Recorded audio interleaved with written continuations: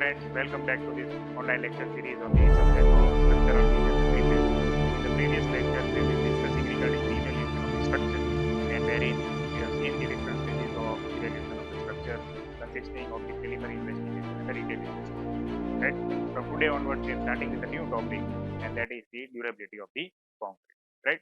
So when we talk about durability of the concrete, then it can be said that it is going to be the most important, one of the most important aspects for the good performance of the structure. And several aspects related to evaluation of the structure or several types of failure that you see in day-to-day life are somewhere or the other related to the durability of the concrete. That is why it is very important for us to understand this particular topic in a very detailed manner. Right. So first of all, if you look at the definition of durability of concrete, then we can say that the ability of the concrete to resist the weathering action, chemical attacks, and abrasion while maintaining its desired engineering property. This particular term can be said as a durability of the concrete. That is, if it is going to able to resist the weathering action, along with that it is going to able to resist the chemical attacks and the abrasion, then it can be termed as a durable concrete. For different types of concrete, the level of durability expected is going to be different, right? But however, if we talk about the overall durability of the structure, then it can be said that it is basically the duration or lifespan of a structure during which you're not going to encounter any particular or any serious problem in the structure. That is, the trouble-free life of the structure can be termed as the durability of the structure, right? So, if we talk about the what you can say, the general scenario or general criteria in which we can say that a concrete is can be considered as a durable concrete, then these are these 4 points that are listed over here, which can be said that based on these 4 points we can categorize that particular concrete is durable or not. What is the first point? That is, the cement paste of structure is dense and having low permeability. That is, it should have minimum void and it should not be porous in nature, right? And second time, the other criteria is that the void ratio should be minimum or almost zero. Because what is going to happen is that if the concrete is going to be porous or permeable in nature, then in that case what is going to happen is that it is going to be acting as a medium for allowing the foreign material to enter inside the concrete structure. And once it is going to enter into this concrete structure, then as a result of that, all kind of problems are likely to start. So that is why it is essential that the concrete needs to be dense in nature and at the same time it has to be having low permeability. Second criteria is that under the extreme condition, presence of entrant air should be there in order to control the freezing and thawing action. Now this thing is more or less observed in the outside countries where these variation in the temperature is there due to the presence of snow and other things, right? So as a result of that, if the entrant air is going to be present inside the concrete, then it will resist the movement of any other further foreign materials inside the concrete surface, and as a result of that, the durability can be assured. The third point is that it should be made from well graded aggregate. That is, the mixes of the aggregate should be well enough. Mixing of the aggregate should be good enough. That is, it should be such that the proper mixing of aggregate should be that it is 10 mm and 20 mm. Proper grading of the aggregate should be done as per the IS. And the last criteria is that the ingredients that are forming the core structure of the concrete should have the minimum presence of alkalis, sulfates, chloride ions, etc. Right? Because these are all these different, these minerals are going to be the sources due to which the different types of attacks are going to be starting in the concrete, which we'll see in the next slide.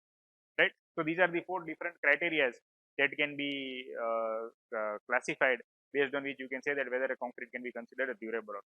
So now based on this, if we look at the factors on which the durability affects, then we can say that there are 5 factors, where the first factor is the cement content, second is the compaction, third is the cover, fourth is the curing, and fifth one is the permeability. So if we talk about each of these factors one by one, then first of all we talk about the cement content. So when you talk about cement content, then the first and the foremost thing about the cement content is the presence of the minerals such as the alkali, sulfate, and the chloride in a limited manner. So you need to check whether the range of these minerals that are present in the cement are within the permissible range that are prescribed by IS or not. If they are going to exceed this permissible value, then as a result of that, the chances of any of the attacks are going to be there. Chemical attacks is likely to be there, and as a result of that, the durability is going to be hampered. Second is the compaction. So again, if you talk about compaction, then it is related to the first point, that is it will result into a dense concrete and at the same time having low permeability. So this dense concrete can be achieved only when the void ratio is zero, and at the same time the intermolecular bonding between the particle is good enough, right? So as a result of that, the compaction of the concrete should be good enough, right?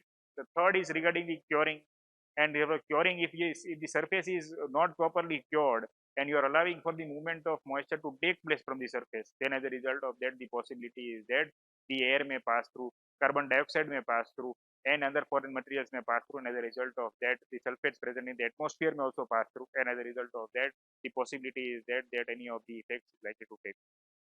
And at the same time, the one more other important aspect regarding the construction is regarding the provision of cover. We several times we see that the contractors on site take this particular aspect in a very light manner. But however, this you can say concrete can be considered as one of the barrier. This concrete cover that you are going to provide in any of the structural elements is a barrier between the foreign materials and and the inside structure of the concrete. Right. So if you are going to provide this cover, then as a result of that, it will take that much more amount of time to travel through the surface of concrete and beat the inner layer if the concrete is going to be porous or permeable. So that is why always the provision of cover is very necessary, and it is one of the important factors that will affect the durability of the concrete. And last is regarding the permeability of the concrete, that also we have discussed that if the concrete is going to be permeable in nature, and if it is going to have high permeability where the movement of particles and movement of moisture is allowed, then as a result of that, the attack of durability cannot be covered.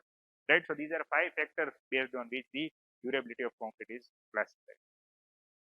Now, if we talk about the general categories or different types of durability, then we can say that basically we can classify the durability into 2 categories.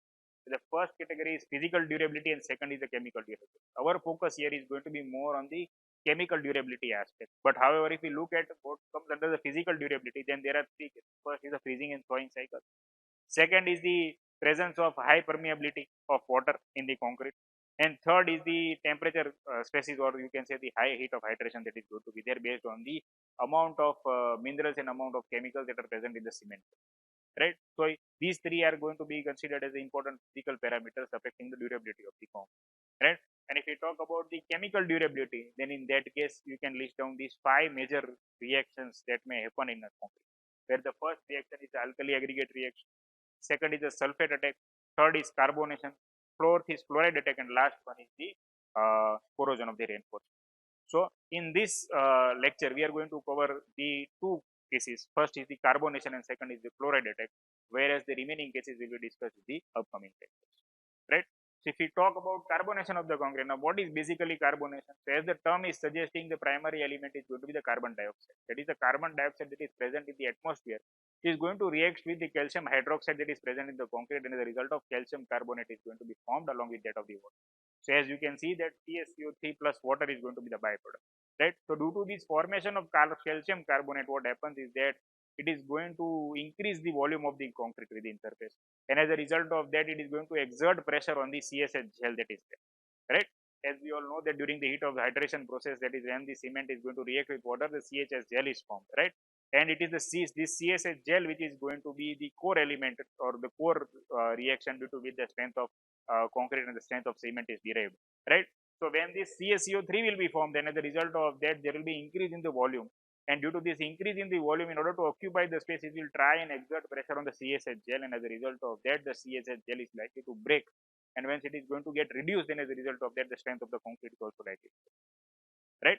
And why this reduction takes place? Because in this entire process, what happens is that the OH minus ions are also consumed, and due to whenever the OH minus ions are going to consume, then as a result of that, the overall pH value of the concrete is also going to reduce. And when the pH value of concrete is going to reduce, then as a result of that, all kinds of problems are likely to be initiated, right? And it is said that the carbonation is highest in a pH between 50 to 80%. That is, if the range of the pH value is below 8, then in that case, the carbonation cannot be avoided in case of concrete. And if you perform a physical test of concrete for the carbonation of concrete by dropping a few drops of phenoxyetylene on the core sample of the concrete, if it is going to change the color, then you can say that it is carbonated. If it is not changing the color, then it is not carbonated. So similarly, here in the figure, you can see that the sample is there where the carbonation test is done on the surface and a purple color is observed on the concrete surface. And next, we talk about the chloride attack.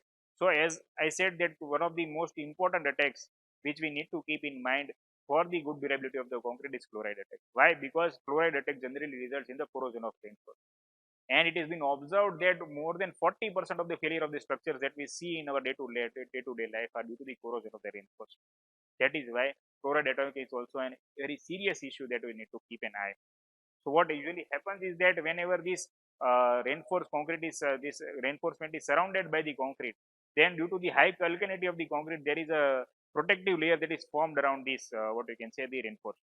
But due to this starting of the chloride attack, or due to this presence of this carbon dioxide and other uh, materials that are going to pass through the surface of the concrete and reach in its side, then as a result of that, what is going to happen, this passive layer around the concrete is passive layer around the reinforcement is going to break, and as a result of that, what is going to happen is that the corrosion of reinforcement is likely to start, right? So if you look at the criteria there which the IS 456 is IS 456 2000 is 2000 is telling regarding the provision of chloride content in concrete, then you can say that in the first case the value is very less, that is around in the 0.4, then it is coming 0.6, and if it is not containing any embedded metal, for example the second case you can see that the plain concrete or reinforced concrete containing embedded metal, there in that case the value is very low, that is allowed, that is a permissible value of chloride content that should be there.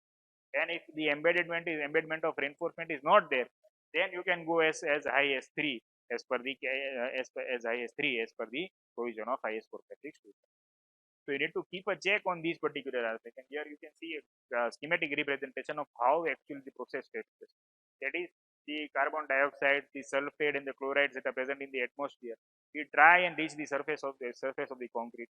If the surface is going to be porous in nature, or if it is going to be permeable in nature, it is not going to be dense enough, then as a result of that, in the second stage, the process of carbonation will start. Then in the third stage, you can say that carbonation will reach towards the surface of the reinforcement, and in the fourth stage, you can see the corrosion of the reinforcement and the chloride attack is to be taking place at the surface of the concrete, right? And if you look at the progressive nature of this chloride attack, that how it progresses and how fast it develops, then you can see that the last stage, that is FeOH rise in H2O, it is showing the highest volume. So gradually you can see that from top to bottom the volume is of the chloride is going to increase with every passage of time inside the concrete surface, and as a result of that, when it is going to increase, then it is going to try and occupy a space within it. And when it is trying to try and occupy the space, then it will try to break the intermolecular bonding between the particles, and the result of that, the strength of the material or strength of the concrete is also likely to be affected, right?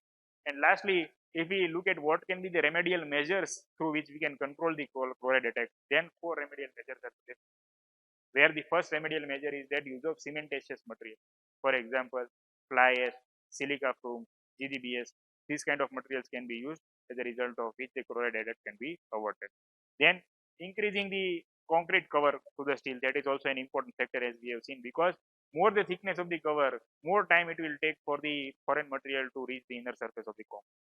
Then use of corrosion inhibiting admixtures, that is also a possibility, that is the calcium nitrate, benzonate, or the sulfates can be used and during the concrete mix, and as a result of that, the life cycle of reinforcement can be increased. And lastly, the coating of reinforcement, that is epoxy based fusion coating can be done in order to increase the life of the reinforcement and prevent the corrosion of reinforcement to be started to be chloride, right? So if these 4 preventive measures are taken, then as a result of that, the possibility is that you can avoid the damage that is likely to take place due to the chloride, right? I hope that both these processes of carbonation and chloride attack are clear to you. In the next lecture, we'll be discussing regarding the corrosion of reinforcement.